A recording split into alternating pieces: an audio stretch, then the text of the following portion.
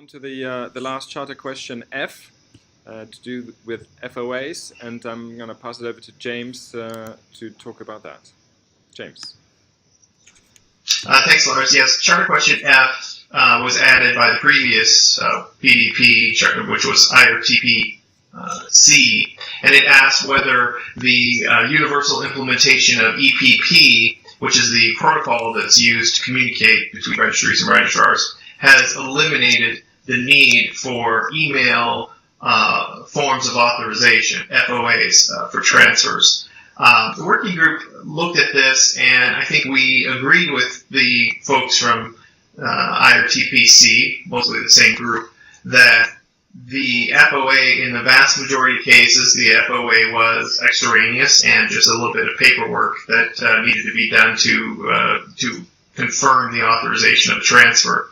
However, we did, at least fairly early on in the process, we did conclude that the FOAs were an essential component if the transfer was ever disputed or needed to be reviewed or reversed. And so having that FOA available for those cases was essential to reviewing any transfers that had gone wrong. So the working group is recommending that FOAs be maintained and that they not be replaced by EPP auth info codes entirely. However, we recognize that in the most routine cases that those will probably not be used.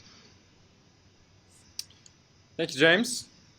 Mikey, would you like to add anything before we wrap it up?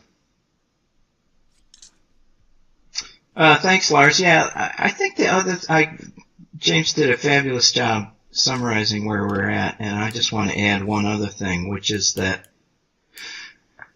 FOAs over the years have gotten overloaded in a sort of system sense. Registrars use the FOA for a bunch of different things, not just its original intended purpose. And that was part of the source of a lot of the conversation in IRTPC.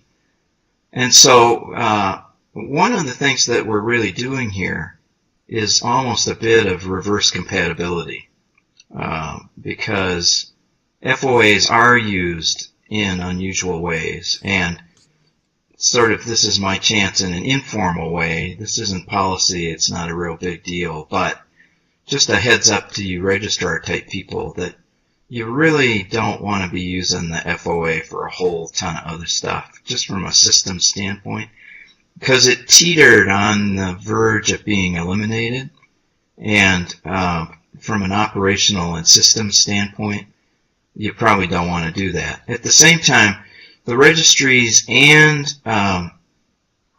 ICANN compliance were quite strong in their support for the FOA as documentation that's crucial if you ever have to resolve a dispute.